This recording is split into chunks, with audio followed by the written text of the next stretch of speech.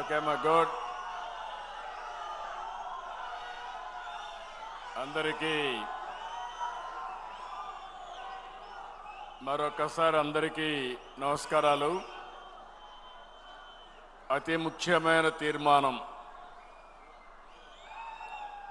యోగాంధ్ర.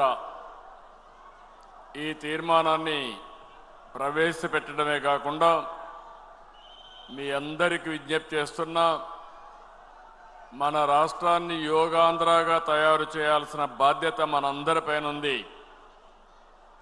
మనమందరం కూడా ఆధునిక యుగంలో ఉన్నాం, టెక్నాలజీ రెవల్యూషన్లో ఉన్నాం. సెల్ ఫోన్ లేకపోతే ఉండలేకపోతున్నాం. సెల్ ఫోన్ ఉండడమే కాదు, సెల్ ఫోన్ చూడలేకపోతే కూడా ఉండలేకపోతున్నాం. ఎప్పటికప్పుడు బిజీగా ఉంటున్నాం. దీనివల్ల టెన్షన్లు కూడా అదే మాదిరిగా ఉంటాయి. గడిచిన 5 సంవత్సరాల్లో మీరు పడిన టెన్షన్ నేను చూశాను.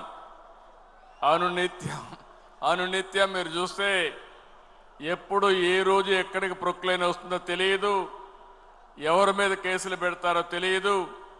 ఈ విధంగా మనం అనేక ఇబ్బందులు పెట్టాం.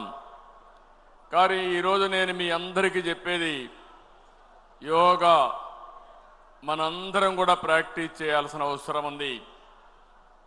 ఇది మానసికంగా, శారీరకంగా మనందరికి ఎంతో రిలీఫ్ ఇస్తుంది. నిన్ననే మనం స్వర్ణాంధ్రప్రదేశ్ మాట్లాడుకున్నాం.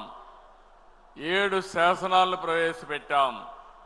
ప్రపంచంలోనే తెలుగు జాతి నెంబర్ 1గా ఉండాలని చెప్పి మనందరం ఆలోచిస్తున్నాం.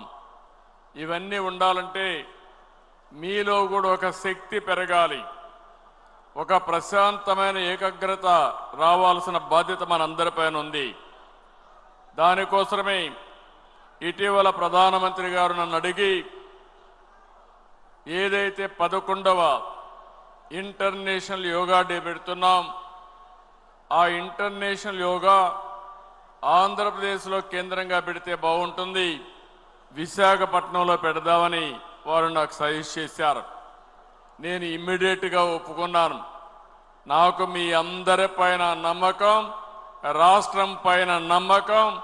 అందుకే ప్రపంచంలోనే జూన్ 21 జరిగే యోగా డే ఒక చరిత్ర సృష్టించబోతున్నామని చెప్పి నేను మీకు తెలియజేస్తున్నా. ఇది ఒక హిస్టరీ, ఒక చరిత్ర. మళ్ళీ ఆంధ్రప్రదేశ్ రాష్ట్రాన్ని ప్రపంచ పట్టణంలో పెడతామని చెప్పి కూడా నేను మీకు తెలియజేస్తున్నాను. రేపటికి మన మహానాడు అవుతుంది.